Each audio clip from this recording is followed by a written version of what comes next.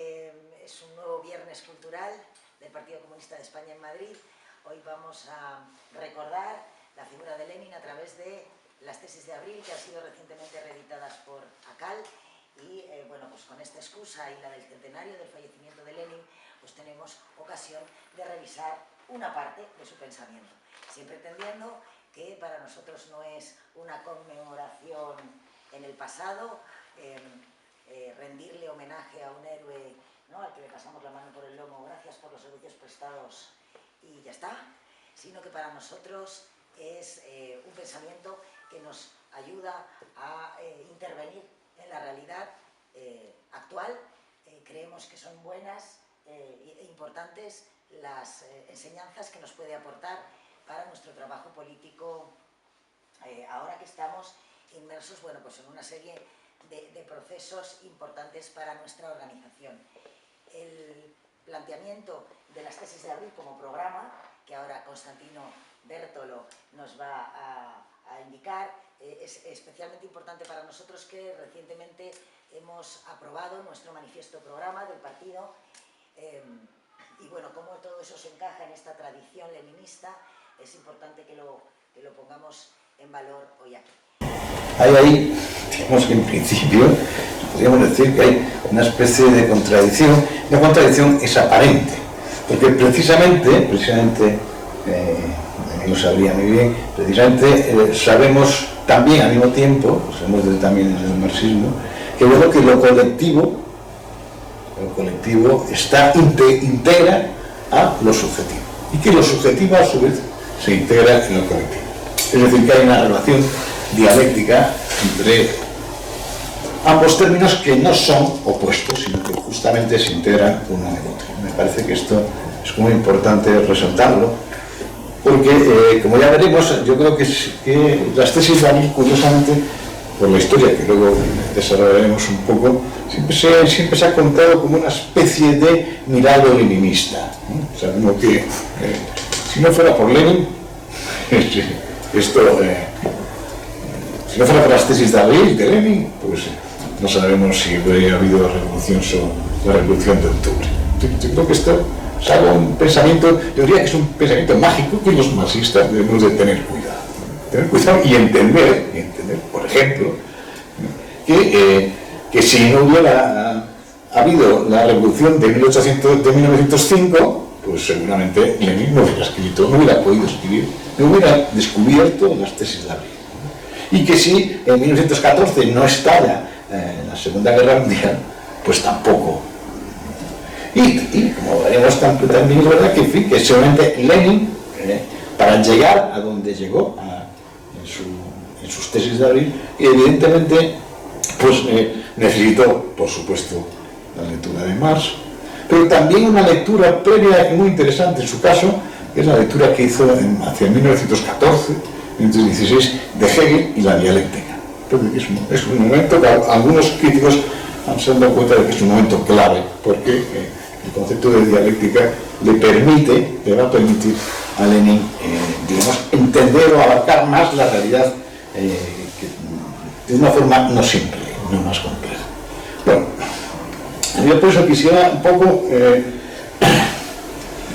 aparte de que hablaremos del contexto en el cual se producen las tesis de abril, pero quisiera hablar, aunque sea mínimamente de un contexto, es el contexto de el Lenin previo a las tesis de abril.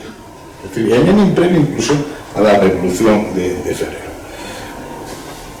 Hay una cita, se puede decir, un caso, una conferencia de Lenin en el mes de enero de 1917 a unos estudiantes, en el cual me viene a reconocer que él no espera ver la revolución. Piensa es decir, que diríamos que hay ahí un cierto toque escéptico. Extraño, tengo que decir, extraño. O sea, yo creo que por eso la citamos tanto, esta frase, porque justamente es muy extraño en Lenin. Yo creo que es una frase, digamos que diría incluso, yo diría que fue una frase retórica y generosa por parte de Lenin hacia un público, estudiantes, etc. Y obreros suizos, o suecos. Bueno, lo digo porque en el pensamiento de Lenin, o sea, Desde hace tiempo la posibilidad de una revolución está. Es más, en el pensamiento de Lenin siempre la revolución está presente. O sea, es que Lenin no solo piensa, yo creo que un poco como Marx, piensa como revolucionario. Y es la revolución, es el objeto, digamos, ese horizonte es el que le lleva a pensar lo que tiene que pensar y cómo piensa. Pero no. Por ejemplo, me parece que citar un momento, bueno, por ejemplo, ya Lenin ha reflexionado en esos años anteriores sobre el Estado. Uno de los temas que está estudiando mientras está en Suiza justamente es por los problemas del Estado en un Estado comunista, en un socialista. Está estudiando, curiosamente, a Marx y está estudiando también a Engels y, sobre todo, está dándole vueltas, en fin, reflexionando sobre un tema que va a ser central incluso para las tesis de David, que es la historia de la Comuna de 1870. Es decir, la Comuna va a ser el modelo a partir del cual, o el hecho a partir del cual columbre o piense, reflexione sobre el posible Estado. También, incluso antes, curiosamente, porque se adelanta un tema que vendrá mucho más tarde, ¿no? rebasa de alguna forma el tema de las tesis de David, es la posibilidad del socialismo en un solo país o no. O sea, es decir, que ya antes de este tema, es una cuestión que está batiendo en el mundo del marxismo. Pero me gustaría también que tuviéramos en cuenta que Lenin es parte de un partido, y de un partido en el cual la discusión, el estudio y la discusión es algo que de todas formas está continuamente dándose. No es que exista Lenin solo en su casa estudiando.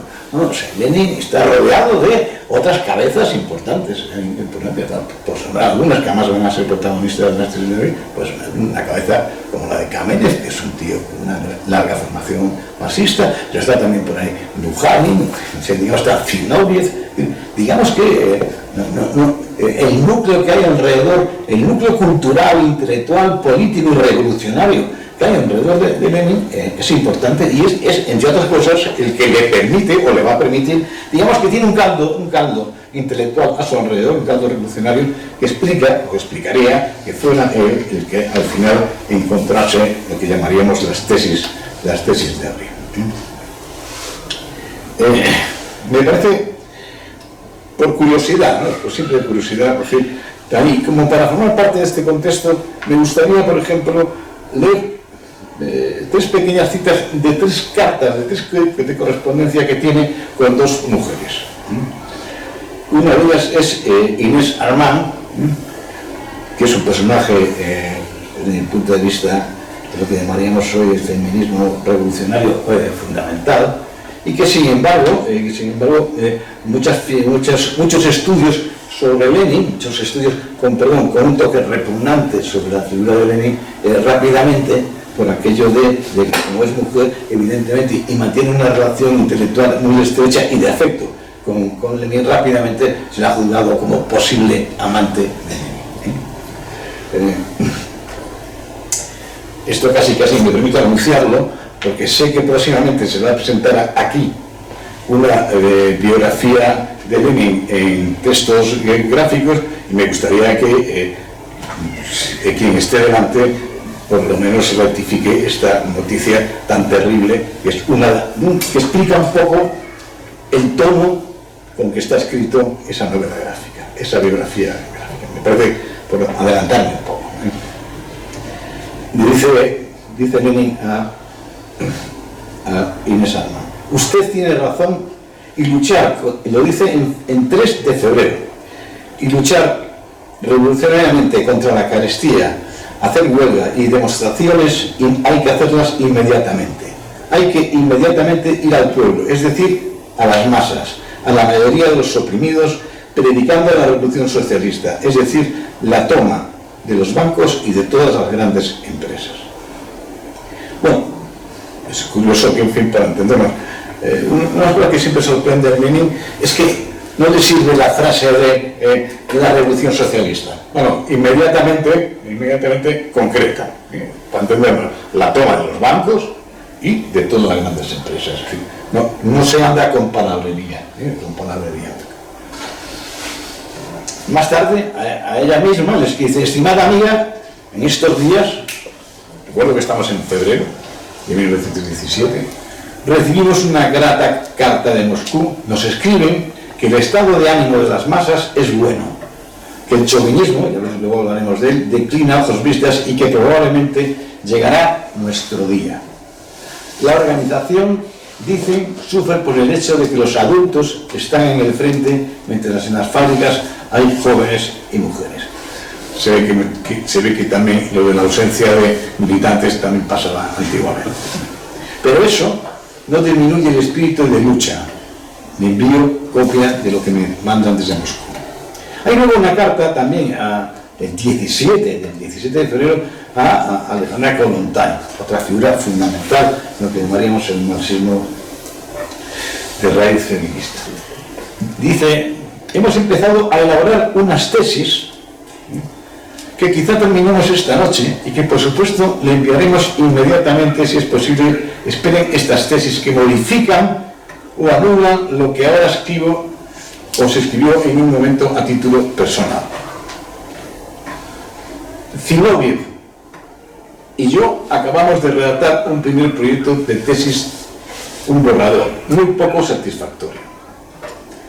Insisto, de pronto la aparición de que hay un posible borrador que se está escribiendo en compañía de su correligionario, importante figura fundamental del marxismo, del Partido Socialdemócrata Revolucionario en aquel momento, que es Zinoviev, y que luego, más tarde, va a tener un papel importante a lo largo de lo que llamaríamos toda la posrevolución, la revolución y la posrevolución. Le dice a la Kollontai: en mi opinión, lo más importante ahora es no dejarse enredar en los meros intentos de unificación con los social patriotas y perseguir la labor de nuestro partido, un espíritu consecuentemente internacionalista. Lo que ahora está a la orden del día es la ampliación del trabajo entre las masas, en despertar en nuevos sectores, y dice, atrasados, del campo, servicio doméstico, células en el ejército, por ejemplo, para el sistemático y detallado desenmascaramiento del nuevo gobierno y la preparación de la conquista del poder por los soviets de diputados obreros. Solo este poder puede dar pan, paz y libertad. Me detengo simplemente porque me ha llamado la atención que yo creo que es la primera vez que en un texto no feminista del marxismo de aquel momento se habla de un sector de trabajadores que se llama servicio doméstico. Me parece que además no creo recordar que más tarde se volviera a utilizar mucho este término hasta que de pronto a través de la Kollontai o se retoman estos papeles. En una carta ya de marzo, final de marzo, es decir, cerca de abril, le vuelvo a decir a Inés Arman: debemos distinguir entre la primera revolución y la segunda, o entre la primera etapa y la segunda. Esto es lo que debemos hacer. El marxismo exige que diferenciemos las clases que actúan en Rusia. No está la misma clase de antes, no es esta la misma clase la que está en el poder la que la de ahora. Por lo tanto, la revolución que se aproxima es completamente distinta. Bueno, también hay otra carta, también fundamental, a otro camarada importante, la cual simplemente puedo decir que es importante. Dice: hay que explicar, es una carta también de final de marzo, hay que explicar a los obreros y a los soldados de una manera muy popular, muy claramente, sin palabras eruditas, que hay que derrocar no solo a Guillermo, sino también a los reyes de Inglaterra e Italia. Esto en primer lugar. En segundo lugar, y lo más importante, los gobiernos burgueses deben ser derrotados, comenzando por Rusia, ya que de otro modo no podrá obtenerse la paz.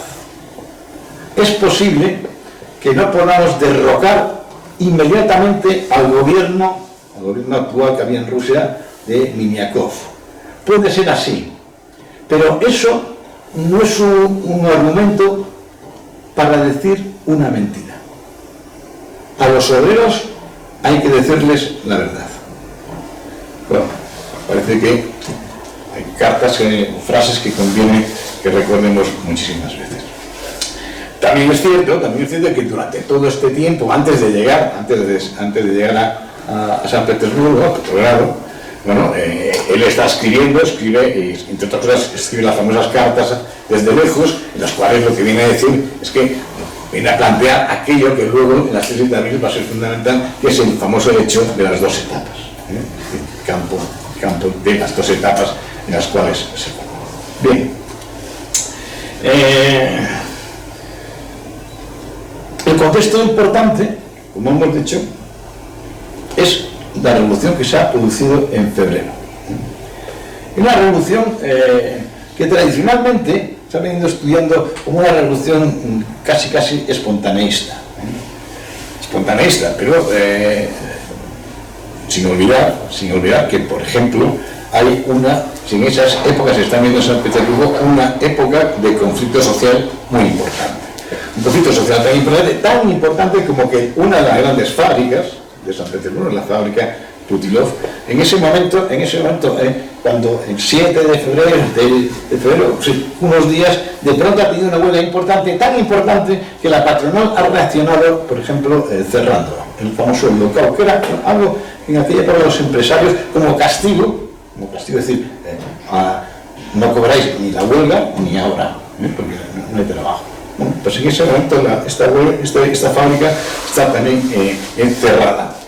Es en ese momento cuando se produce, digamos, lo que se llama el desencadenante de la Revolución de Febrero, que es la gran manifestación de las mujeres.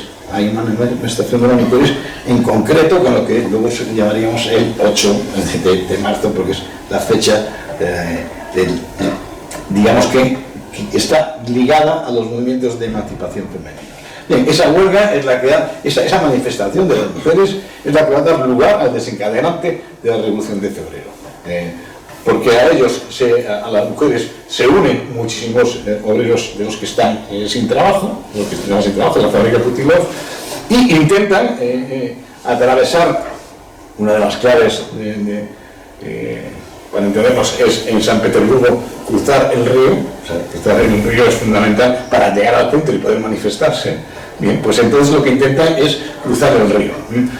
Cruzar el río, alguna parte se puede cruzar porque está vado, pero hay un puente fundamental. Hay un puente fundamental que es el que lleva a lo que llamamos, todos lo conocemos, aunque sea por canciones, la famosa perspectiva Nevsky, la gran avenida de San Petersburgo.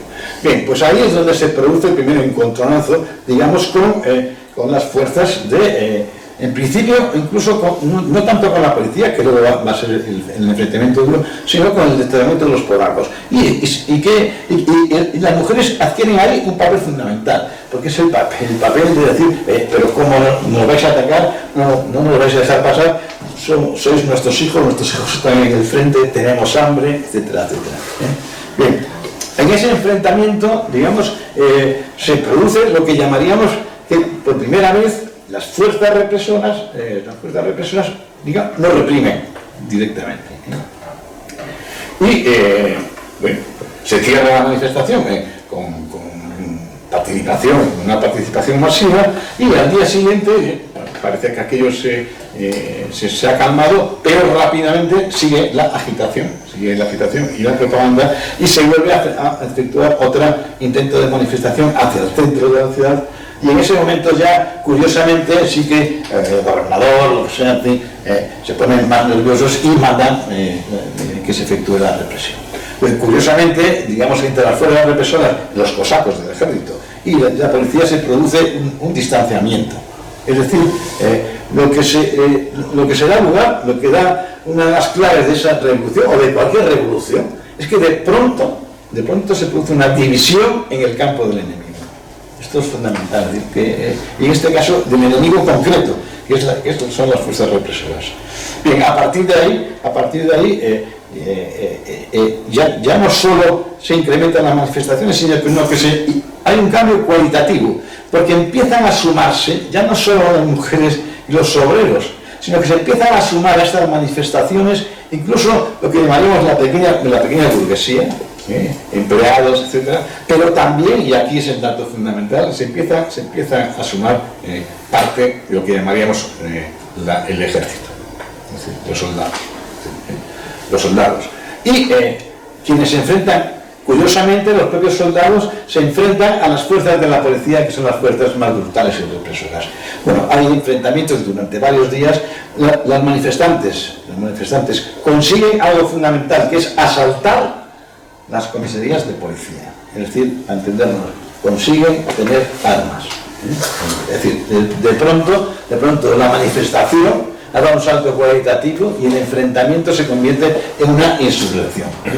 Es ese momento que define también el paso de lo que llamaríamos la protesta realmente a la insurrección como paso previo para cualquier posible revolución con consecuencias. Me parece que esto es así. Lenin está en este momento en Zúrich, se entera por la prensa de que lo que ha sucedido en San Petersburgo ha dado lugar a que dentro del poder se haya producido, digamos, un tal enfrentamiento que la monarquía absoluta, o sea, se ha visto obligado a dimitir, y es, digamos, como nuestro mérito. Y por otro lado se está formando un gobierno provisional. Un gobierno provisional que está evidentemente, digamos, básicamente formado por elementos de lo que llamamos la derecha, incluso la ultraderecha, básicamente un partido fundamental en aquel momento que es el partido de los cadetes. Pero, al mismo tiempo que se está produciendo este tambaleamiento del régimen monárquico, de la monarquía, lo que se está produciendo también es una reorganización o una organización de las fuerzas populares, a través de un elemento clave para el pensamiento leninista, y yo creo que para el pensamiento de todos los comunistas, que son los famosos soviets. Famosos soviets que podríamos traducirlos como asambleas, en algunos casos, en algún momento hubo la tentación de traducirlos por círculos, interesadamente, ¿no? Pero pueden valer todos. Pero que es verdad que tienen básicamente un papel fundamental, que es que recoger y organizar desde abajo, desde lo más local, hasta, digamos, asambleas de distrito, o soviets de distrito, soviets de barrio, hasta soviets de ciudad. Y en ese momento, digamos que el soviet de la ciudad de Petrogrado, tiene tal poder, o sea, cuando digo tiene tal poder, quiero decir que puede mover a tal masa de gente, que por lo tanto es algo que el otro poder, es decir, el poder del gobierno provisional, tiene que tener en cuenta. Es entonces cuando está esto que todos hemos estudiado, en fin, ese famoso momento en el cual se producen los dos poderes en ese momento. Es ahí donde está, esa es la situación en el momento en que Lenin va a conseguir llegar básicamente a San Petersburgo. Bueno, todos sabemos, tiene cierta importancia histórica, que yo tampoco le doy demasiada, que para poder llegar hasta San Petersburgo, Lenin lo tuvo bastante complicado, porque hubo bastantes negociaciones con Inglaterra, con Francia, con Suecia, para que intentar pasar. Los ingleses estaban reteniendo a Trotsky, o sea, no le estaban dejando coger el barco, etcétera. Es decir, que había, por decirlo así, un intento internacional de control de lo que llamaríamos las capacidades revolucionarias del exilio o los exiliados rusos en Europa. Bueno, es entonces cuando se produce una negociación en la cual interviene un militante del Partido Socialdemócrata alemán, que se da cuenta, hasta hasta última hora Lenin está intentando ir por otros caminos, pero se da cuenta que el único camino posible es atravesar Alemania. Y entonces esto significa, evidentemente, una negociación con el gobierno alemán. Una negociación, el famoso vagón cerrado, solo pueden ir unos cuantos, etcétera, etcétera, solo van bolcheviques, eso también es cierto. Y bueno, a través del ferrocarril llega hasta Suecia, Finlandia, y ya desde Finlandia se va hacia San Petersburgo, hacia la famosa estación Filadelfia, que es donde va a desembarcar, por decirlo de alguna forma, del tren. Esto lo hace con la fecha del 3 de abril. Estoy hablando de la fecha de ese momento, porque sabéis que las fechas luego cambian. Bueno, llega... Curiosamente,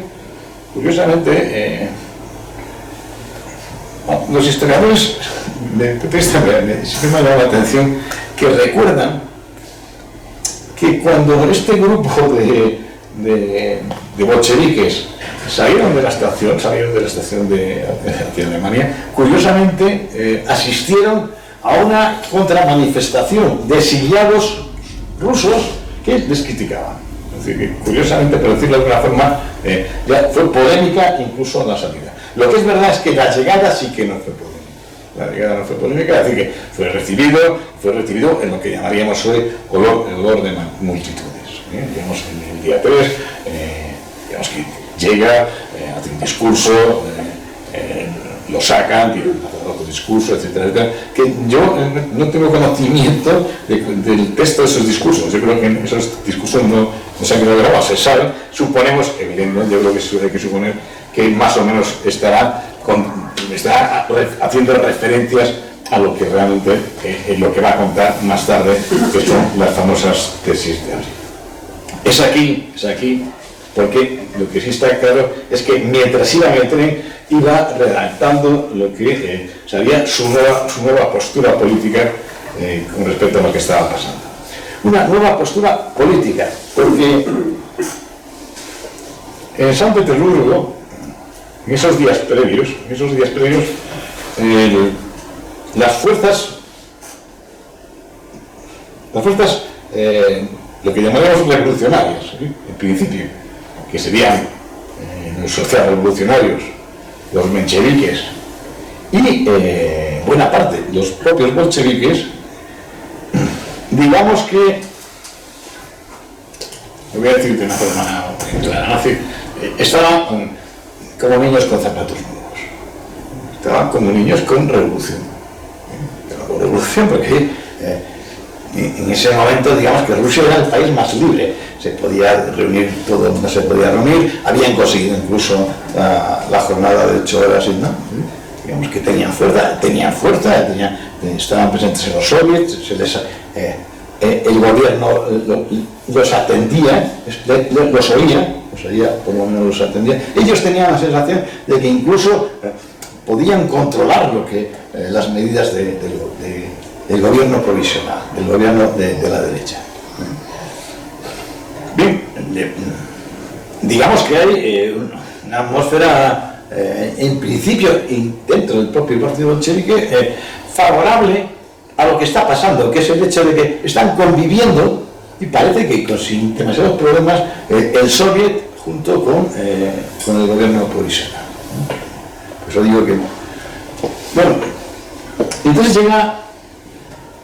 Bueno, un matiz. Es verdad que ya dentro del partido bolchevique de San Petersburgo, es decir, había gente, había militantes que, digamos, no estaban muy de acuerdo con el aire que se respiraba políticamente, que era el de colaborar para controlar, se decía, al gobierno. No estaban muy de acuerdo en esta especie de colaboración explícita o implícita, sobre todo.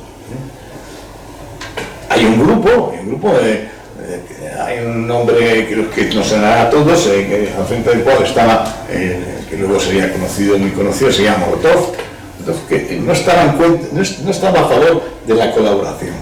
Pero sin embargo, cuando llegan a San Petersburgo otras figuras principales como Kamenev o Stalin o Murashov, pues curiosamente se hacen con el poder de Pravda, y desde Pravda, desde el periódico, están defendiendo este tipo de colaboración para controlar.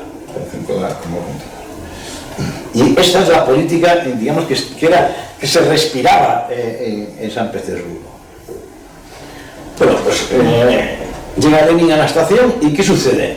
Bueno, para entendernos, lo que sucede es que da la impresión de que es que ha llegado un aguafiestas. Llega un aguafiestas que dice, oye, pero ¿qué estáis diciendo? ¿Pero qué estáis diciendo? O sea, ¿cómo podéis pensar que se puede colaborar con un tipo de gobierno como este? ¿Cómo podéis pensar que lo que dicen sobre la guerra, sobre todo, es posible, etcétera, etcétera? Esto es básicamente lo que las tesis vienen a decir, a enfrentarse y a proponer un cambio, evidentemente un cambio de política. No lo voy a leer entero, simplemente para que se voy a hacer un pequeño resumen, ¿no? Algunos de los puntos esenciales, ¿no?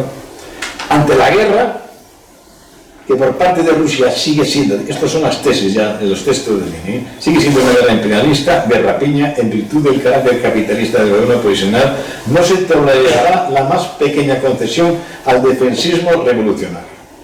El defensismo revolucionario es, por decirlo así, ¿cómo diría yo? Casi diría que como una especie de ideología del inconsciente colectivo.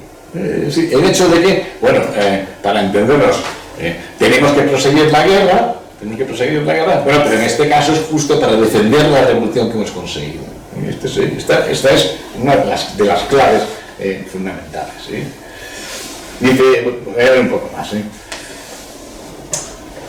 Dice Lenin con respecto a esta primera tesis: el proletariado con conciencia de clase puede dar su asentimiento a una guerra revolucionaria que justifique realmente el defensismo revolucionario solo bajo las siguientes condiciones: que el poder pase a manos del proletariado y de los sectores más pobres de los campesinos aliados al proletariado, que renuncie de hecho y no solo de palabra a todas las anexiones y que se rompa realmente y de modo absoluto con todos los intereses de los capitalistas. Es preciso explicarle a las masas que este sentimiento, este pensamiento, esta propuesta es un error.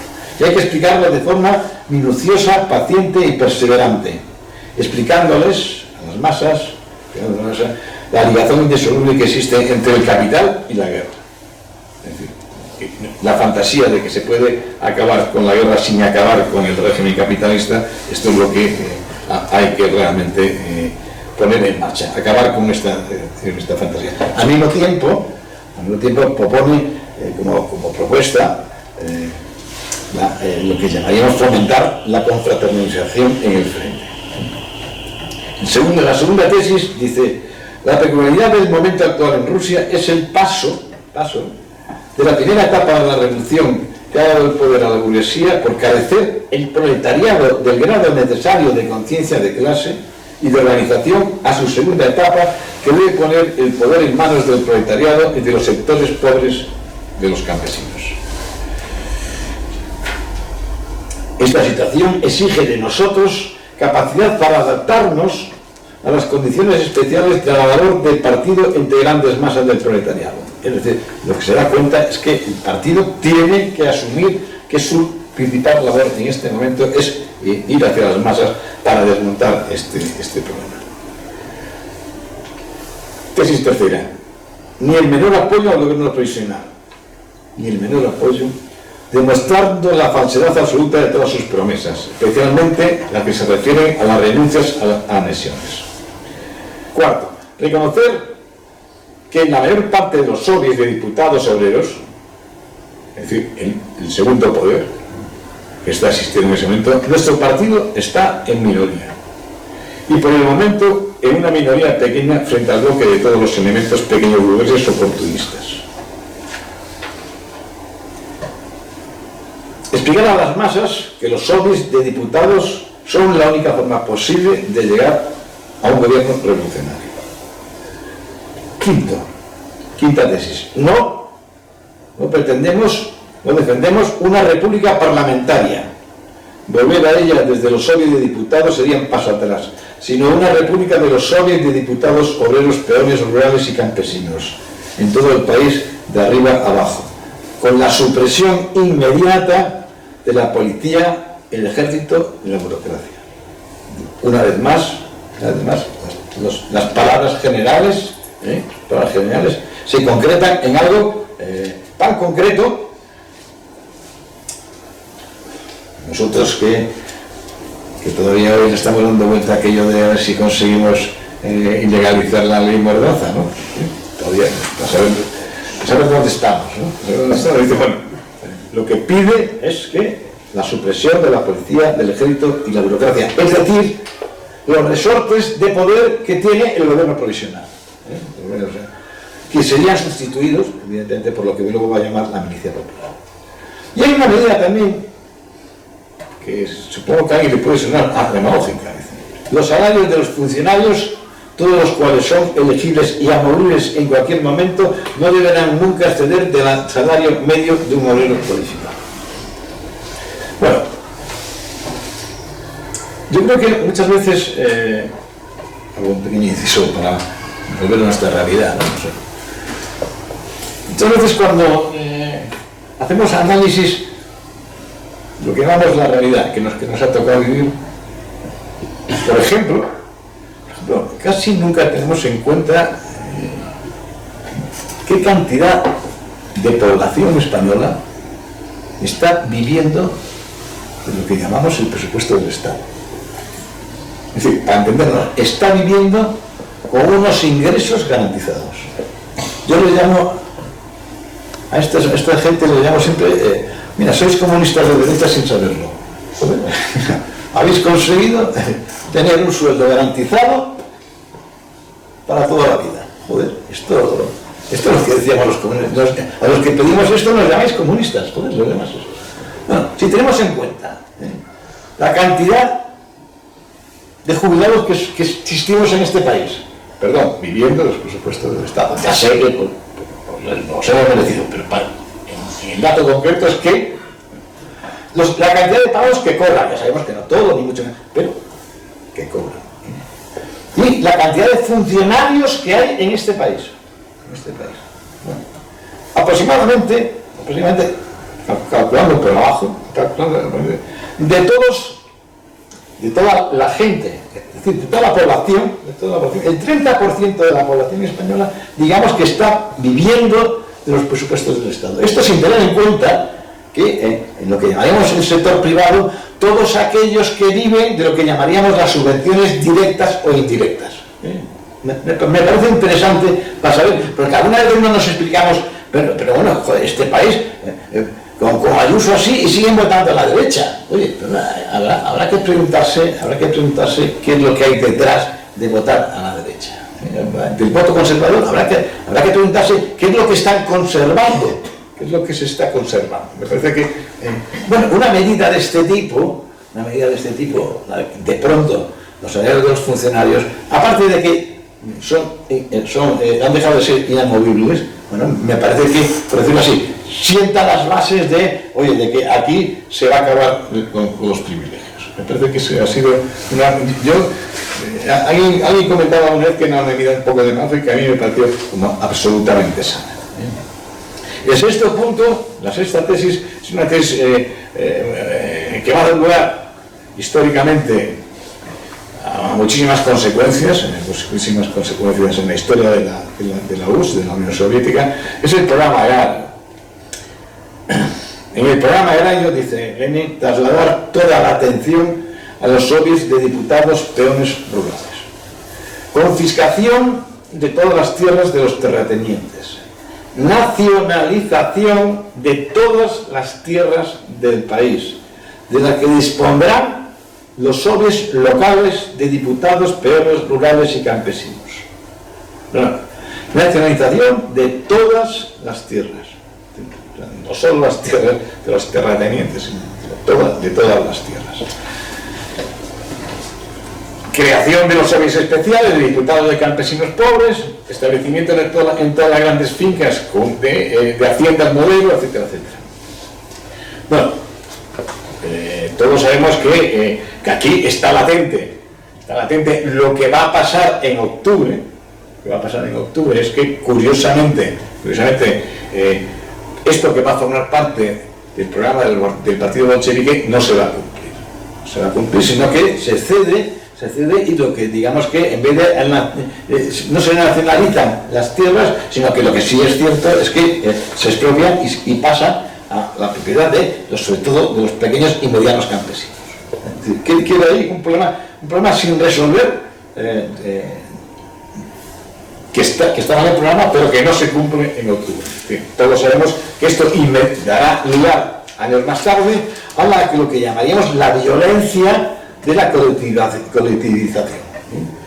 Todos recordaremos que esto también da lugar a lo que llamaríamos, o es el inicio de lo que llamaríamos la demonización que no voy a entrar en sus razones, de la demonización del camarada Stalin, porque la colectivización, entre otras cosas, va a dar lugar, entre otras cosas, a deportaciones masivas, que entre otras cosas va a dar lugar a fenómenos cuando coincide con malas cosechas, fenómenos de hambre, etcétera, etcétera. Me parece que, curiosamente, ya está aquí presente uno de los problemas que se va a encontrar el Estado que nace después. El punto 7 ya estaba como amenazado, es decir, la fusión inmediata de todos los bancos del país en un banco único sometido al control de los diputados obreros. El punto, la tesis 8, una tesis que me parece también muy curiosa, a partir de históricamente, dice: nuestra tarea inmediata no es la introducción del socialismo, sino solo poner enseguida la producción social y la distribución de productos bajo el control de los sobres de diputados obreros. Esto, que luego va a estar desarrollado en el Estado y en la Revolución, me parece que cuenta un poco cuál era la perspectiva de Lenin con respecto a los primeros pasos de la Revolución. La Revolución ni siquiera, como dirán más tarde, ni siquiera se va a proponer, como él llama, intervenir sobre el 100% de los beneficios. Él dice, bueno, no, se intervendrá en una cantidad razonable. Es decir, para entendernos, en el posible proyecto, al menos a estas alturas, bueno, todavía se cuenta la posibilidad de intervenir, de colaborar con lo que llamaríamos ciertas zonas del capitalismo, eso sí, intervenidas y sobre todo controladas, controlando cuánto se produce, cuánto se exporta, cuánto se gana, etcétera, etcétera. Me parece que esto es fundamental. Y luego también explica por lo más las tareas del partido en la tesis 9. Celebración inmediata de un congreso del partido, modificación del programa del partido, principalmente sobre el imperialismo y la guerra imperialista, sobre la actitud del Estado y nuestra reivindicación de un Estado común, modificación del programa mínimo, que ya tiene envejecido, y cambiar de nombre al partido. Bueno, estas son las tesis. Estas son las tesis. Curiosamente, el libro no se queda solo en recoger estas tesis, porque en este libro, que es una pequeña joya, te voy a decir que yo le pediría al libro, me hubiera gustado que hubiera pedido una introducción, que hubiera hecho un contexto histórico a determinados. Supongo que una introducción a Lenin en este momento es complicado, porque seguramente nadie se quiere manchar demasiado, me parece. Bueno, ¿qué sucede? El libro lo que cuenta es un poco las reacciones a los que da lugar este hecho.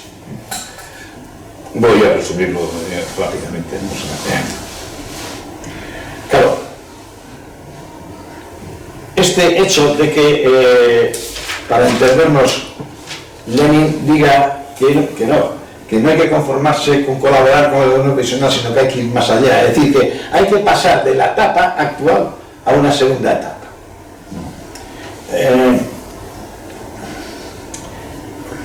va a tener una contestación, quizá luego si queréis leo el texto completo, de uno de los camaradas fundamentales en Plata, que es Kamenev, apoyado en ese momento también por Stalin. ¿Qué es lo que vienen a decir? Lo que vienen a decir es que casi así, Lenin se ha vuelto loco, que esto no es posible en las condiciones actuales, no es posible pasar de este estado de la revolución, que se llama una revolución democrático burguesa, pasar a un estadio diferente. En el juego, lo digo para quienes se entren en el libro, ¿no? En el juego hay un concepto que hay que tener cuidado con él, que es que Lenin lo que va a decir es que para entendernos, la revolución democrática burguesa ya se ha hecho, o sea, cosa que según la visión, lo que llamaríamos la visión kauskiana, de Kautsky, ¿no? pero una visión que se había ido extendiendo entre los partidos revolucionarios, era lo de, bueno, es posible llegar a la revolución por etapas, es decir, la conquista del poder democrático, etcétera, reformas, etcétera. Bueno, entonces está este concepto de democrática burguesa.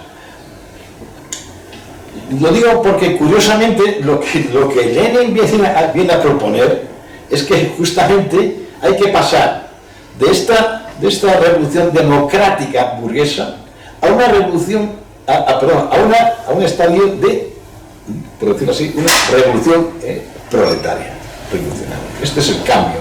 El cambio es que, digamos que lo que está proponiendo y denuncia digamos, a los bolcheviques que están dominando en ese momento, los denuncia porque están apoyando lo que llamaríamos, bueno, este posibilismo gradual, de que a partir de lo que hemos conseguido ya veremos cómo poco a poco, porque no hay condiciones, poco a poco. Mientras que él lo que dice es que sí, ya se ha dado. Y además, lo que viene a decir es que ya no solo eso, sino que el elemento, esto es lo fundamental, el elemento que puede, histórico y conceptual, que puede...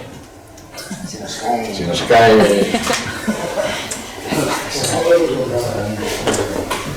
No vaya a ser que se encuentre cuestionado.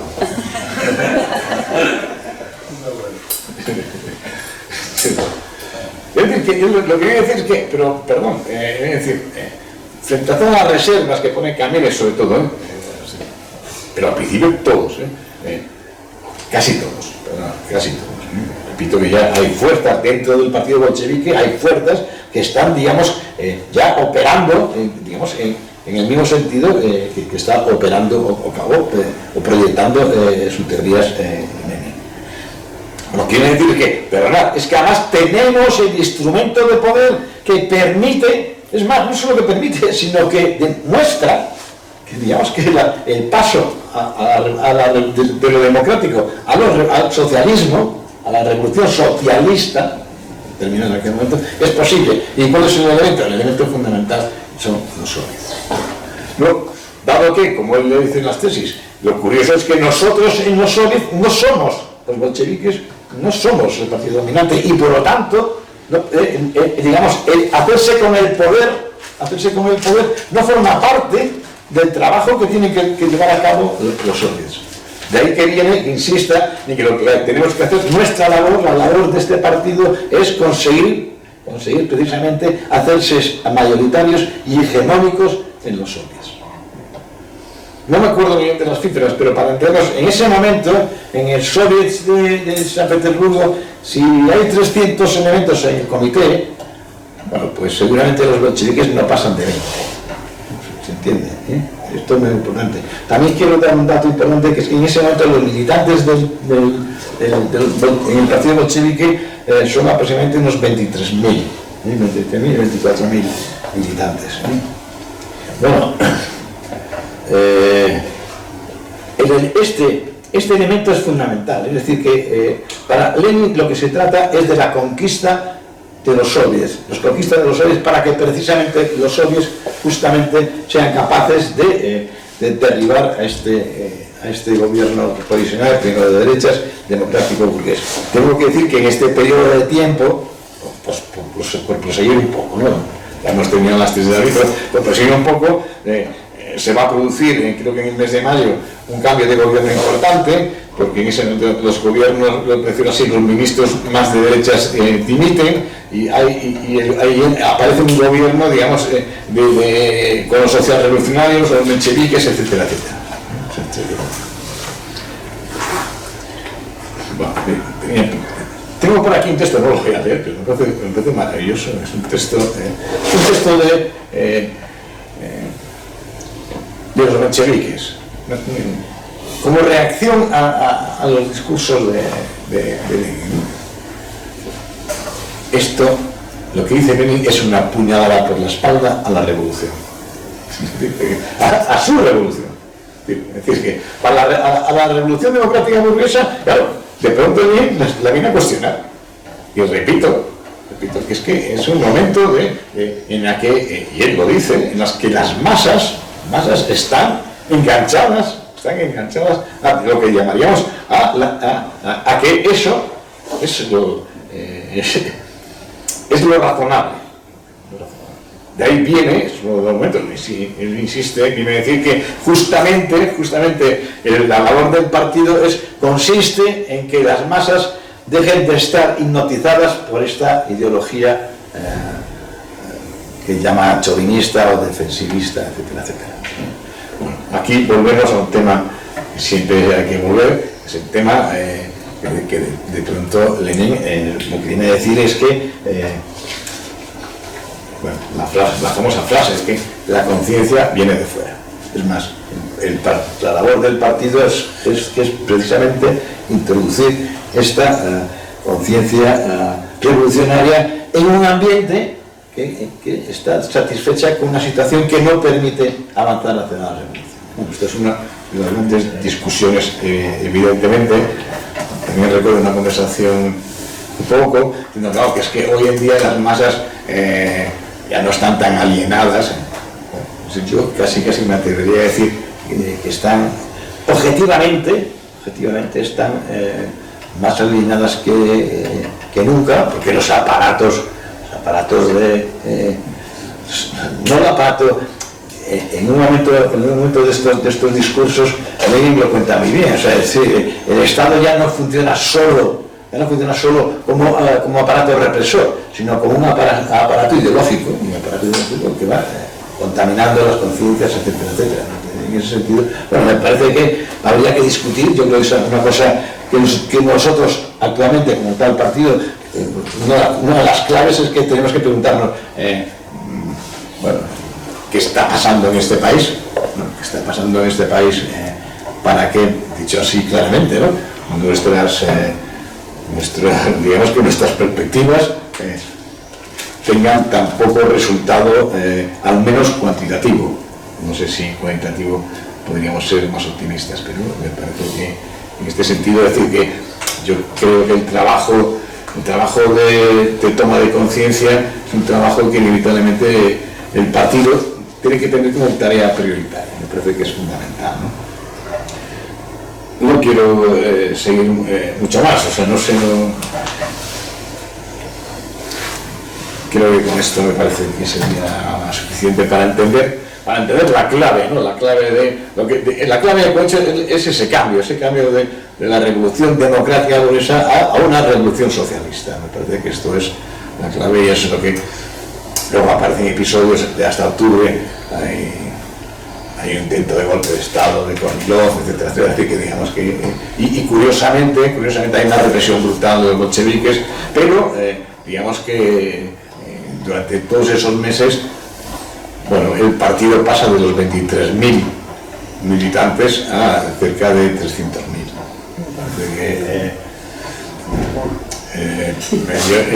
No es que mole, yo insisto también,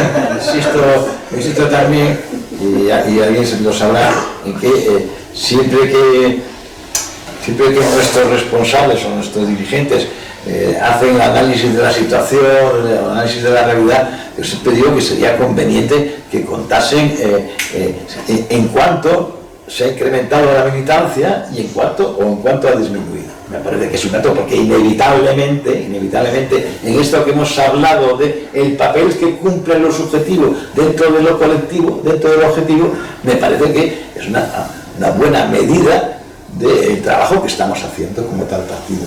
Me parece que sería es algo que no sea muy gratificante, sí que deberíamos, y en función de aquello de que no hay que mentir nunca a los obreros, me parece que sería bueno que siempre se tuviera en cuenta este dato. Bueno, aquí lo dejo. Muchas gracias.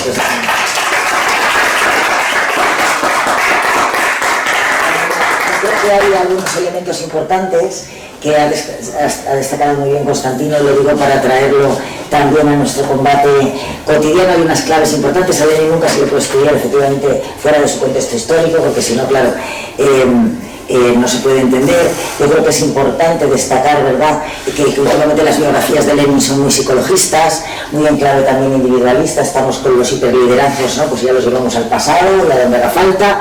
Los libros de texto de secundaria hablan sistemáticamente del líder, y entonces yo les digo, tachar, dirigente. El líder espera obediencia ciega, quiere decir que la neolengua, esta neoliberal, también, ¿no?, lo atrapa todo, y al propio Lenin. Digo, Lenin os correría a borrazos. No entienden nada, pero yo lo digo, para que les entre la curiosidad, ¿no? Bueno, creo que es importantísimo destacar efectivamente que las tesis de Abril son un programa. Son un programa, ahora que hablamos de si son necesarios o no lo son, ¿no? Y nosotros nos empeñamos en el partido en decir que son absolutamente claves. Fijaros que en la propia tesis, y ahora vuelvo sobre ello, en la propia tesis 9, ¿no?, está hablando de actualizar el programa en pleno follón revolucionario. Claro, porque hay que adaptarlo en todo momento, ¿no? Entonces, este programa de las tesis de Abril es un programa revolucionario, está ocurriendo después de la revolución liberal burguesa o democrático burguesa, y por lo tanto no es el programa que nosotros ahora mismo nos resultaría operativo. Para nosotros ahora mismo sería un programa de máximos, ¿verdad? Nos referimos a los programas de mínimos, pues a los electorales y a nuestro manifiesto programa. Yo parezco de verdad la publicidad incorporada siempre, pero es importantísimo que entendamos nuestro manifiesto programa como un programa de transición, ¿no? Bien, claro, porque este es un programa, el de las tesis de Abril, que es un programa revolucionario porque ya está funcionando el contrapoder, el doble poder. Y ese es uno de los objetivos que nosotros fijamos en nuestros documentos congresuales, ¿verdad? Que sí, que el objetivo es el socialismo, pero que no vale con desearlo, sino que la vía es la construcción de ese poder popular, de ese contrapoder que permita disputar el poder al poder establecido. En la revolución en Rusia pues lo hacen por la vía de los soviets, que evidentemente es la herramienta.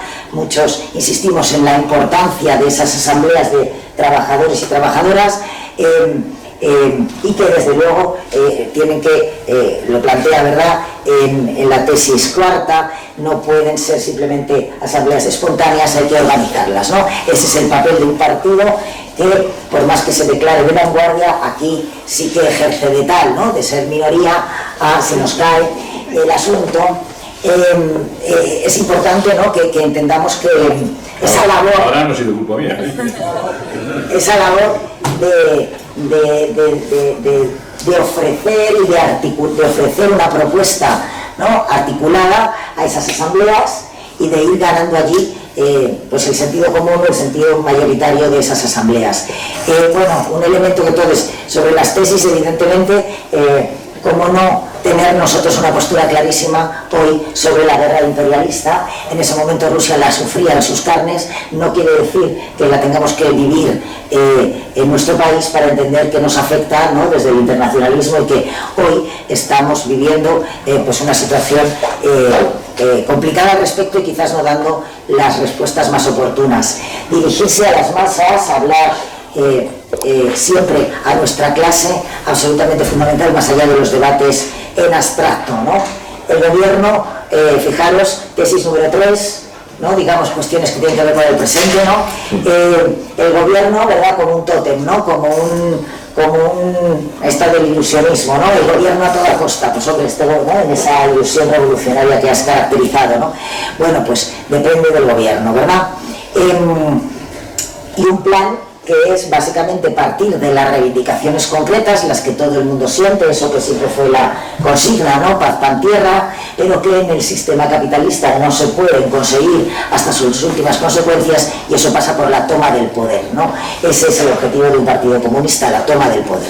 Y con una fórmula concreta que es la República de los Soviets. Y ahí lo que estás ofreciendo es un programa que parte de las reivindicaciones concretas, que son generales a toda la población, y las estás articulando en una solución política que es netamente revolucionaria.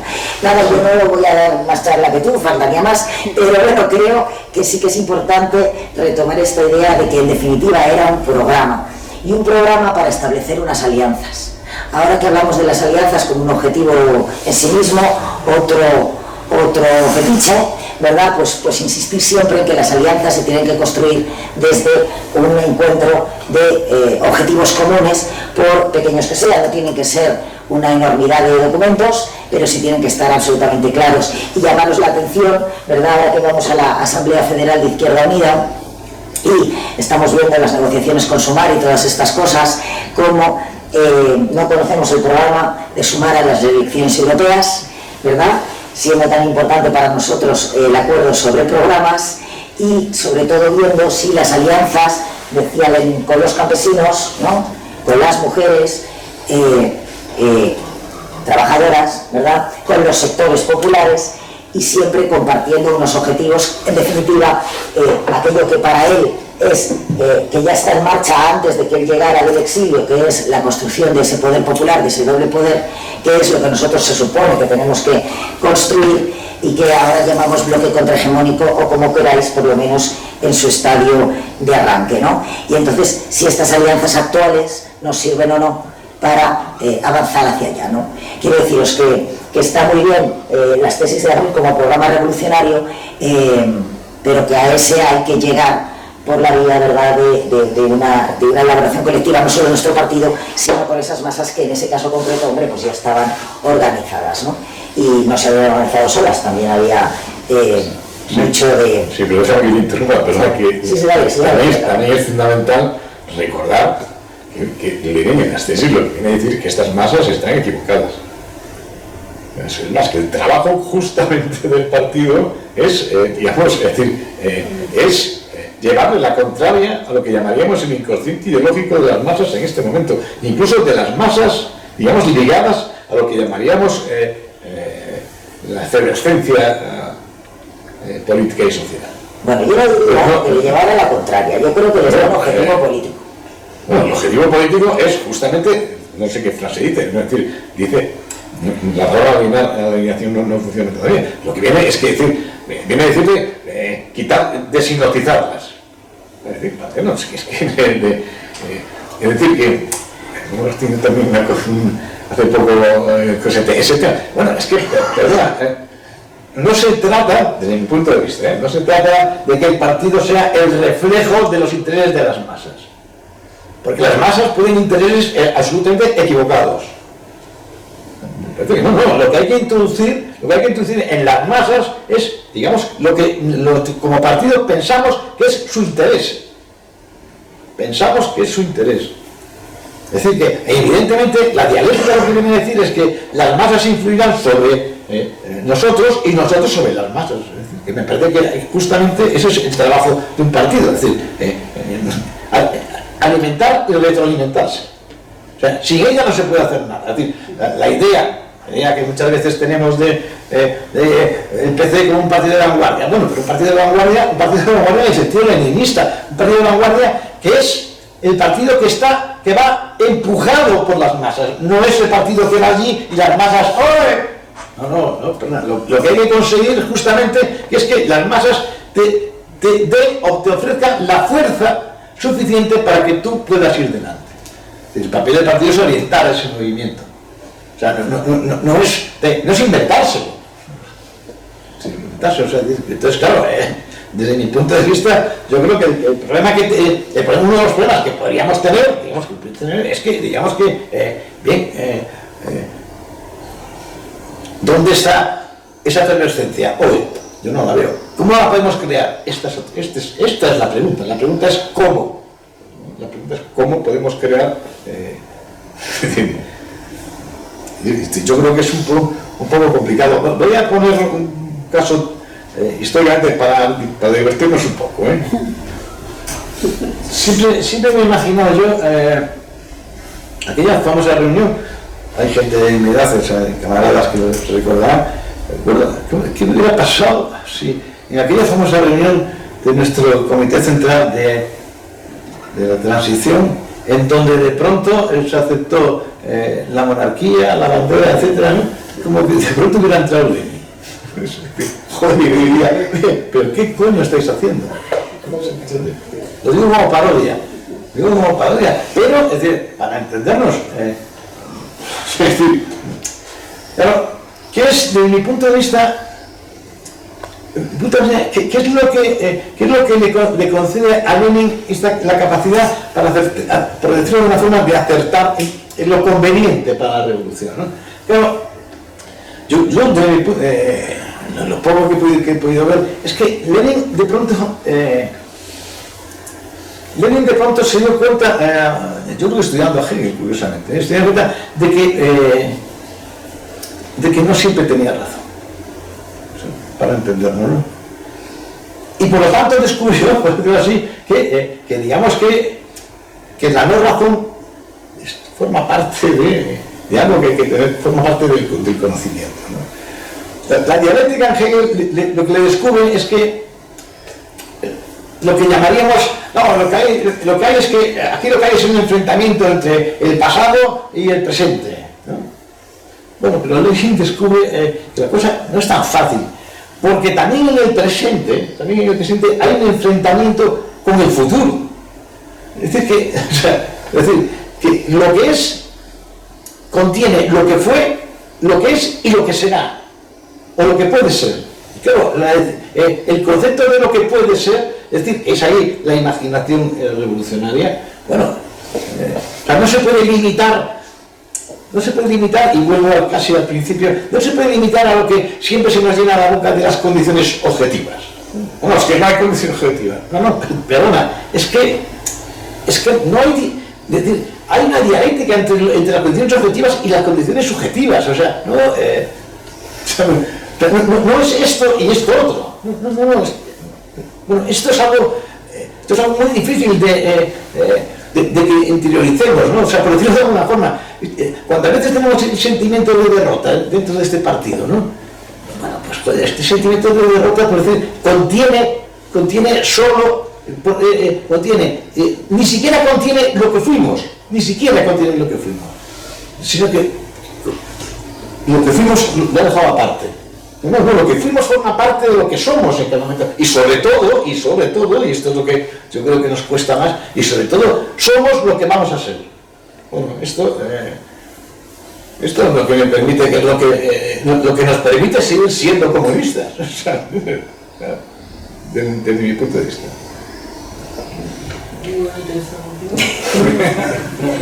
Pregunta, igual que hablas de unos 23.000, cuando se habla de contrapoder y de los soviets, en abril, cuando llega Lenin, ¿de cuántos soviets se está hablando en las ciudades? ¿En qué ciudades? Sí, en muchas, Sí, o sea, digamos que no tengo datos exactos, pero digamos que sí que hay conciencia de que han proliferado.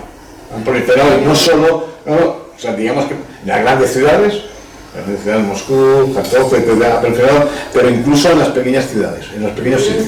Ya se entiende que hay 10.000 soviets en San Petersburgo, hay 5.000. Bueno, San Petersburgo, tengo por aquí una cifra, porque hay, curiosamente, hay una especie de elecciones a nivel municipal de los soviets, que son por distritos. Los bolcheviques solo ganan en uno. Me parece que eran en la ciudad, me da creo que la impresión de que eran 33 distritos. Y los soviets solo ganan en uno, que es donde está la fábrica Putilov en Pivot. O sea, y los demás ganan los mencheviques y tal. Pero yo también me he preguntado, y la sensación que tengo, por ejemplo, claro, en esas fechas incluso hay una asamblea de soviets que es uno de los sitios donde interviene Lenin. Y bueno, y por lo que sé, parece que digamos que hay una respuesta mayoritaria. Es decir, que hay una efervescencia de los soviets importante en todo el país. ¿Y esas elecciones que ninguna? Los delegados de las fábricas y de los barrios. O sea, la gente. Ya, pero de las fábricas, Sí. de los barrios. Sí, el fábrica del barrio y después, curiosamente hay una mezcla de votaciones de lo que llamaríamos hoy por territorio y por sector. O sea, está en la doble, o sea, no solo el barrio, sino también, y por lo que he entendido, tiene muchísimo más peso las fábricas, o sea, tiene mucho más peso, que es verdad que sí, que esto es una cosa que siempre también nos preocupa, ¿no? Para entendernos, en 1917 los trabajadores industriales en la Unión Soviética no son ni el 5% de la población activa, no son ni el 1%. Pero claro, otra cosa es, digamos que es el peso que el marxismo y el comunismo le concede a la clase trabajadora. Evidentemente, incluso frente a, digamos, y hay los problemas históricos, incluso frente al peso que va a tener el campesinado, donde también ya en ese momento hay soviets. Por lo que he entendido, evidentemente hay una cantidad mucho más reducida que en las ciudades, pero lo hay. Y de ahí y la insistencia, por ejemplo, de Lenin, que creo que va a dar tiempo a leerlo, en que, por ejemplo, en que se hagan soviets de campesinos pobres. Porque una de las cosas que él dice, lo dice por aquí, por no repetirme, una de las cosas que Lenin se da cuenta es que lo que se ha producido es que es la diferenciaciones de clase dentro del campesinado. Entonces, claro, para él esto es un elemento fundamental.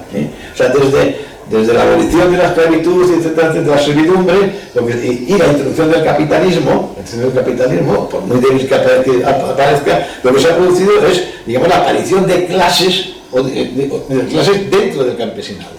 Y él se da cuenta de que inevitablemente, por decirlo de alguna forma, si la reforma agraria es una reforma que contenta a los propietarios, y esto es fundamental, es que curiosamente lo que no se ha hecho, lo que no se hace en octubre es una revolución burguesa socialista en el campo. De ahí que quede ese problema pendiente. Pero él sí sabe, y por ello creo que por eso en octubre acepta la posición de los socialdemócratas, sabe que claro, que en ese momento no. Y lo tiene la experiencia de 1905, tiene la experiencia de que hay que tener mucho cuidado. La vanguardia es los trabajadores, pero que hay que tener cuidado es con el campesinado. Porque además el campesinado, lo digo como dato tonto, el campesinado es el que ha nutrido a las tropas del ejército. Es que los soldados no son soldados, los soldados básicamente son campesinos. Y esa composición en 1905 dio lugar al fracaso de la revolución en 1905, mientras que aquí él ve que, digamos que como la fracción del campesinado ya se ha fraccionado mucho más, bueno, ve que hay muchísimas posibilidades de que el campesinado pobre y por lo tanto el soldado de alguna forma se sume a los soviets. Ahora, y en uno de esos 33 distritos, un soviet, ¿cuántos miembros tiene? No lo sé, sé que el comité, sé que al final el soviet tenía unos 300 personas. El de Petrogrado. El de Petrogrado. O sea, el voto delegado. El voto delegado. Sí, la asamblea, el comité del soviet, 300. Hombre, eso sería el soviet en sí, de delegados. El soviet de delegados, sí. No, Álvaro, querías hablar. Sí, pero bueno. Bueno, no sé. A ver, yo es que lo que he entendido siempre, pero corrígeme si me equivoco, yo lo que he entendido siempre es que los soviets efectivamente se organizan lo que nosotros a veces definimos como una democracia participativa, ¿no? Es decir, ¿no? Las fábricas, los barrios, los sectores, ¿no? Se van eligiendo delegados que van yendo a espacios superiores, ¿no? Exactamente, sí, hacia arriba. Eso es, vale. Y que son revocables en cualquier mandato imperativo, decíamos ahora, ¿no? Eso es, ¿no? Entonces, efectivamente, movilizar pues a una cantidad importante de población, aunque luego el soviet no tenga 300, pero está representando a una Sí, bueno, a mí, por ejemplo, una de las cosas que, digamos, que para mi cabeza, ¿no? Mi cabeza lo que es curioso me parece, joder, lo que es curioso es lo rápido, relativamente, que los bolcheviques se hacen con el poder en los soviets. O sea, me parece, en febrero son una mierda, o sea, y en octubre son mayoritarios, ¿no? Es verdad que en el medio, en julio, ha pasado el golpe de Komilov y el fracaso, entonces eso entiendo, ¿no? O sea, es verdad que ya en mayo el primer gobierno provisional, los de derechas tienen que dimitir porque hay un problema con respecto a la guerra, etc. Es decir, que digamos que se dan momentos en los que entiendes que puede haber cambios, digamos, en ese nivel donde se produce el poder de los soviets, ¿no? Pero a mí, de todas formas, tengo que decir que siempre me ha extrañado de que, joder, en relativamente 4 o 5 meses, bueno, esta transformación. No hay un programa. No, claro, no hay nada como tener un partido, ¿no? Con una propuesta. Claro. Con una propuesta. No nos engañemos, es una propuesta que está ligada a, no sé, digamos, no voy a decir que lo tuvieran fácil, pero claro, digamos que la guerra era el mejor medio de agitación y propaganda que podían haberse encontrado. La guerra y la penuria, o sea, es decir, que una de las primeras cosas de las que habla Lenin ya cuando llega es que hay que resolver el problema del abastecimiento de los cereales, ¿no? Que es algo, yo siempre digo, pues la gente no se da cuenta que al día siguiente de la revolución el problema es cómo llega la comida. O sea, ¿cómo llega la comida? O sea, esto me parece bueno, pues es lo primero que tiene en la cabeza, es decir, eso digo, esta capacidad que tiene de la frase, con perdón, atractiva, convertirla en hecho concreto, bueno, me parece que es que, o sea, decir que es verdad que sí, que hay condiciones objetivas para que lo subjetivo aflore, ¿no? Pero la guerra es que es fundamental, la guerra y las derrotas. O sea, ¿por qué? La pregunta, bueno, para otro día, ¿no? La pregunta es ¿por qué el fracaso en Alemania, ¿no? Entonces, no sé si... Dale. Sí, breve. Bueno, recogiendo parte del debate divertido, yo creo que si Lenin entrase en aquella celebración del Comité Central del Partido Comunista de España, hubiera montado la extinción. No sé por cuánto ni con quiénes, pero y aquí también lo dice, él también en el momento dice que si es necesario, él se vuelve a ser minoritario. Pues se dice que es una sesión. Exactamente, Entonces lo hubiera hecho, porque no hubiera hecho esto. No se puede sostener desde un punto de vista político. Pero es que ahí es donde se echa cambio, pero voy a las tres reflexiones. La primera son lo que decías del partido no debe ser el reflejo de los intereses de la clase trabajadora. Yo creo que sí, pero los entendemos como los intereses objetivos. Sí, eso. De la clase trabajadora. Yo creo que el partido debe ser el reflejo de los intereses objetivos de la clase trabajadora, lo cual a veces te lleva a separar de manera radical de la subjetividad de la clase trabajadora. Sí, de las subjetividades colectivas. Eso es, de la subjetividad de la masa, ¿no? De la masa, como se puede decir. Y eso tiene a veces un coste notable en cuanto a muchos elementos. Y creo que eso es lo que realmente nos ha pasado en muchos momentos históricos, cuando se ha utilizado esta frase tan manida y tan terrorífica de no nos entenderían, ¿no? Es que no nos entenderían si queríamos esto. Bueno, hay dos opciones, o es que no lo explicamos bien, o es que no hemos generado la situación para... La cuestión es si lo que vamos a hacer es acertado o no. Lo digo también porque, por lo que decía de la unidad, ¿no? O sea, es una excusa perfecta para todo, ¿no? Es que no lo entendería la gente trabajadora. Bueno, primero, no es importante que los trabajadores no les suelen decir eso, y segundo, hay que analizar por qué no se entenderían, y si además eso es malo en el primer momento o no. La segunda reflexión, que también por avanzar un poco el debate, porque yo siempre, bueno, la figura de Lenin me parece una figura maravillosa, es un, bueno, no me gusta mucho decir esta palabra, pero es que me parece que es un genio absoluto en el sentido y creo que tú has dicho que él asume perfectamente sus propios errores.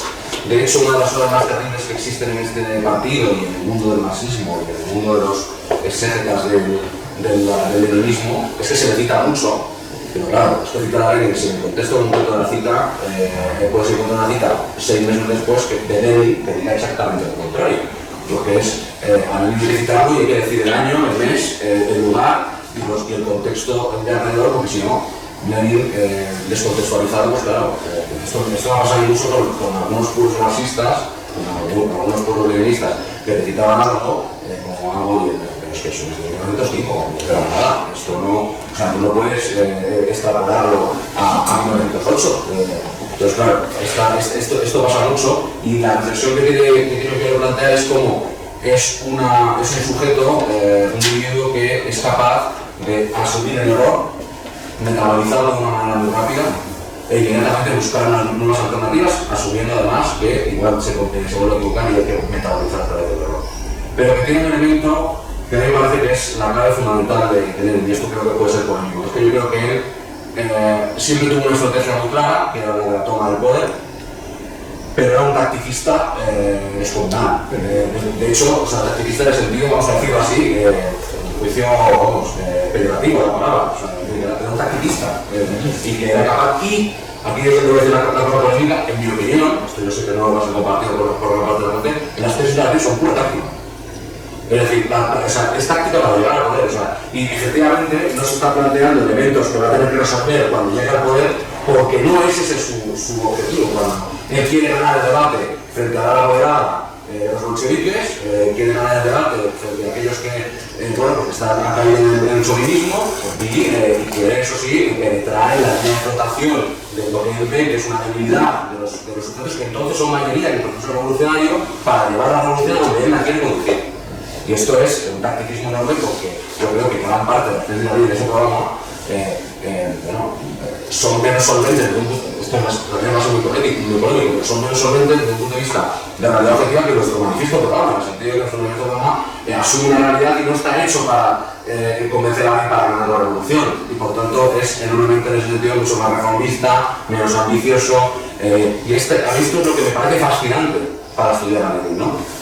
Es decir, y ya te lo digo, no hay nada más antileninista que en muchas ocasiones lo que se llama el marxismo-leninismo convierte en teoría prácticamente teocrática y teológica la palabra de Lenin, cuando no se puede ser teólogo de algo que está preñado todo el rato de contradicciones internas en su propio desarrollo. Entonces a mí esto me parece que es muy interesante, sobre todo porque como yo creo que a todos nos ha pasado en algún momento que hemos sido y somos, ¿no? Por lo menos, muy ortodoxos para muchas cosas, pero que tenemos que analizar que la ortodoxia está muy bien en cuanto al objetivo estratégico, pero que cómo llegar a ese objetivo, que es esa constitución popular, ese proceso revolucionario, etc., es algo muy complejo y que está preñado de complicaciones, de cambios de posición, de tener astucia, inteligencia, olfato, etcétera, etcétera, ¿no? Y ahí es donde yo creo que a Lenin lo que hay que hacer es leerlo y no citarlo. Lo que hay que hacer es entenderlo y no tratarlo como la Biblia del marxista, ¿no? Y esto es algo que yo creo que este tipo de charlas nos vienen muy bien y que luego ya que está grabando no debería haber nuestra militancia, porque yo sí creo que a veces nuestra militancia tiene un acercamiento teológico a Lenin, cuando lo que tiene que tener es un acercamiento materialista, marxista y de análisis de lo que realmente escribió y lo que realmente hizo en función de la evolución. Así por generar alguna posibilidad. Yo simplemente voy a citarlo. Nuestro pertenece a las tesis de David, que realmente se publicaron con un título que es Cartas sobre táctica. Lo voy a citar. Nuestra doctrina no es un dogma, sino una guía para la acción. Esto me parece fundamental. Y me parece algo fundamental esto que has dicho, que tiene que ver con lo que yo creo que es el pensamiento dialéctico en Lenin, ¿no? O sea, Lenin, la cabeza de Lenin no funciona de esto sí, esto no. No funciona así, o sea, él sabe que en el no está el sí. Y sabe, por ejemplo, que, por decirlo así, la revolución va a tener un desarrollo en el cual va a tener que enfrentarse seguramente a los amigos de la revolución. Esto me parece así que sabe que el propio desarrollo va a provocar lo que llamaríamos enfrentamientos, él lo tiene claro. Y sí que estoy absolutamente de acuerdo contigo en que realmente esta es una pieza de combate contra el partido bolchevique en ese momento. Este es un combate interior. Es un combate interior. Evidentemente tiene repercusiones porque hay efervescencia, pero sí, este es un combate hecho, es decir, para entendernos, para derrocar el poder ideológico en aquel momento de alguien con tan buena cabeza que luego tendrá su historia tal como Kamenev. Tengo que decir que también que rápidamente se pasó a las tesis. Al principio no estaba, Al principio no estaba. No, ni en absoluto. No, absoluto. O sea, digamos que el trío que se encuentra son Kamenev, Stalin y Murozov. O sea, son el trío. Es decir, que ese es el partido bolchevique en ese momento. O sea, en ese momento. Bueno, pero ya en la conferencia, claro, uno lee a Trotsky y dice, Stalin astutamente se pasó. Uno lee a Stalin y dice, Trotsky, esto ya son mierdecillas interiores, ¿no? O sea, pero luego los libros aparece continuamente, claro, o sea, esto no se trata de decir otra cosa, ¿no? Bueno, y entonces es verdad, o sea, yo creo que sí, que esta es una pieza interior, de combate interior, lo cual, desde mi punto de vista, y vuelvo al presente, bueno, debería animarnos a algunos. Frente a este presente, pues a lo mejor... Bueno, yo es que precisamente por eso decía esto, es que constantemente asistimos, en nombre del leninismo, al ordenamiento y al no entender que el marxista no, en que hay que pensar empíricamente de posiciones, que no se puede utilizar siempre lo mismo, si los resultados siempre son los mismos. Es decir, esto, constantemente desde la visión teológica del marxismo-leninismo, se nos critica a nosotros leninistas, a los que entendemos que hay que buscar, bueno, o intentamos entender al menos que hay que buscar las fórmulas y se está viendo que no funciona. Por ejemplo, estamos todo el día en el partido hablando de un modelo de organización leninista y no entendemos que Lenin hoy en día nos diría, cabronas, el fascismo va terminado, no podemos organizarnos como un partido hecho para el fascismo, para las fábricas, para lo que. Es decir, ahora una gran parte de la gente trabajadora no sabe físicamente quién es su jefe. Es una aplicación de un modo y no tiene contacto con los trabajadores y trabajadoras que se encuentran en la puerta de McDonald's con la bicicleta para recoger. Quiero decir, esto... Eso es cierto, pero también es cierto que Lenin diría el partido ha sido y es la mejor red social que se puede utilizar por un partido revolucionario. Yo estoy de acuerdo con eso. El partido como red social. Claro, no soy combativo siempre cuando los combatidos están adaptando a la realidad. No, claro, sí, es que digamos que el elemento de información. O sea, un partido político es, digamos que chupa información y despide información, o sea, esto es...